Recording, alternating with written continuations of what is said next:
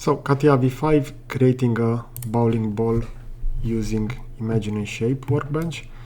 As we can see over here, the product tree will look like this. So we have the various subdivisions, and afterwards, using the trim, we can quickly define this. So the main advantage of this workflow compared to the traditional one, where we have various planes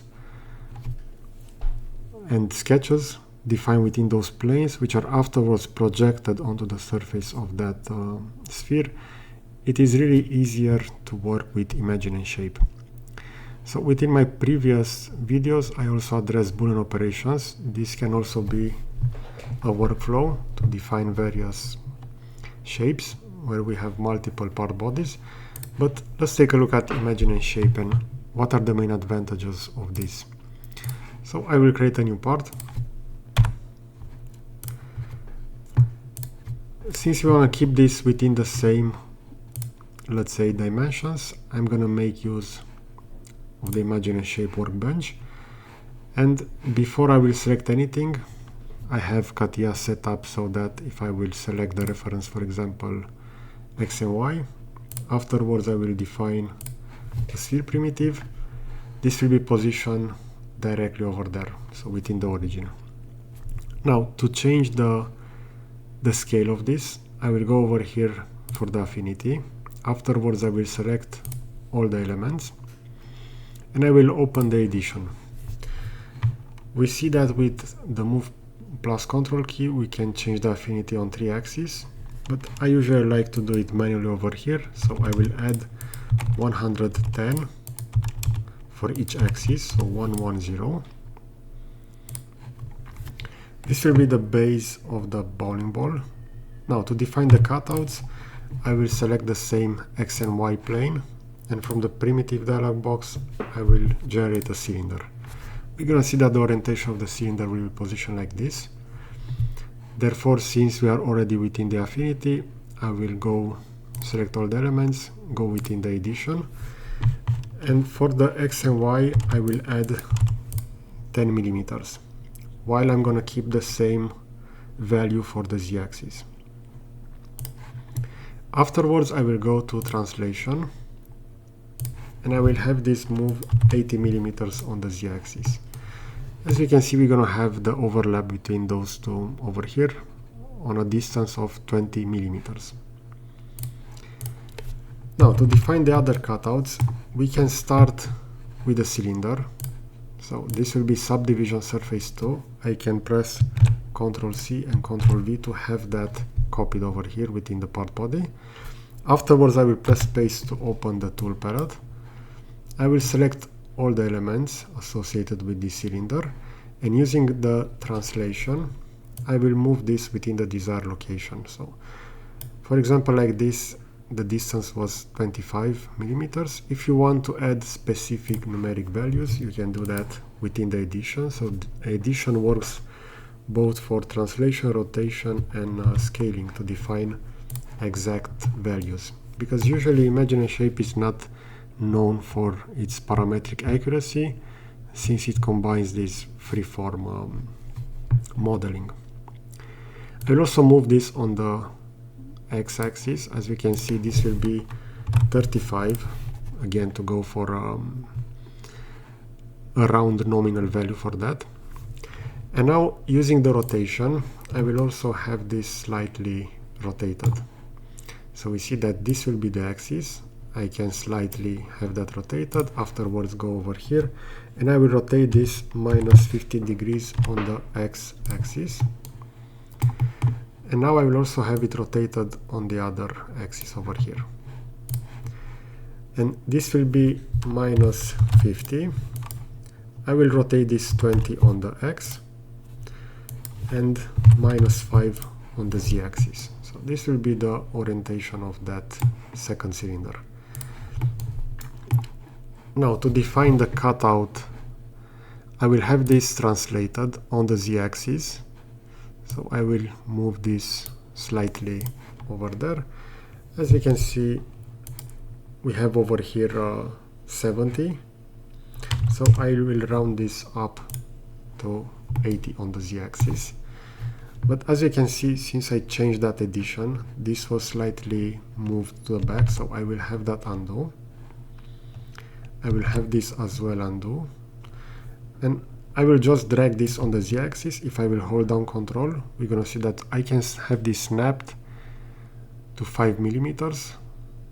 Once again to 10. So I will just have this snapped all the way to, let's say, 50 millimeters. Afterwards, you can press Escape to exit that. And now we can have this mirrored. Within Imagine and Shape, we're going to use the symmetry for this. We're going to select the subdivision, afterwards the reference plane, and we're going to see how that will be mirrored over here. We also have a weight parameter over here, but that won't do any influence on this. So you can keep that at 0 for this case study. And now with the trim tool, we can rapidly cut the objects. So if I don't have anything selected, because subdivision surface was selected when I firstly click on trim, I will just have that deselected by doing a left click onto the background. Afterwards, define a new trim. I will add the subdivision surface 1. Afterwards, for example, the symmetry, and using the remove other side, I will click OK. So this will be the resulting trim. I will do the same now for the others, but now I will select the trim and the other cylinder, other side element, and once again over here, so that we have all of those cutouts defined. Now we see that within Imagine and Shape I don't have access to sectioning. Therefore I'm going to jump back to Part Design, Start Mechanical Design, Part Design, and over here we have access to the dynamic sectioning at the bottom. I will select the plane, so in this case the Y and Z plane. And now if I will move the section plane, we're going to see how those cuts will look. So if you want to address a different dimension, we can always do that by going back to the surface subdivision. For example, over here we see that this goes quite a lot within the interior. So I can just search for that, which is, we see subdivision surface 3, which is this one, and I can just slightly move this upwards another 5 millimeters. Afterwards, CATIA will automatically update, so that cutout, if I'm gonna go back to that section, will no longer be that, so it's 5 millimeters less over here for this cutout. So keep that in mind, that within Imagine and Shape you can easily change the parameters. And now we just need to define this as a closed surface. So go over here on closed surface, select the element, click OK. And if we are going to hide the trim, all those surfaces will be hidden, as we can see. But we're going to have a closed surface, so that means we can now go within a section, and we're going to have a solid body with material field on the inside. And over here now you can start working additional features directly within Part Design. Maybe you want to add some fillets over here, for example. We're going to see that I can change that, so 5 will be quite a lot. I will change this to 1. I will click on OK, and we're going to see how that edge fillet will be added within Part Design. And always keep in mind that if you want to go back, you can also change even the original subdivision. You can double click on that. It will activate even though I'm still over here within Part Design. I can work with the tool palette from Imagine and Shape, or you can always go back within the workbench if you need any additional features, maybe some face cutting and other elements to change the initial shape. Okay, so in my opinion, I think that for various elements, this is the best case study workflow. This is a lot faster than generative shape design. When you design various sketches, you have those projected. This also has a lesser tree feature over here, but it's slightly harder to do some changes because not all the steps within Imagine and Shape will be, let's say, editable. Some of them are, but not that precise, like that movement, that 5mm movement that I did with this cylinder. This is no longer within the history of the part.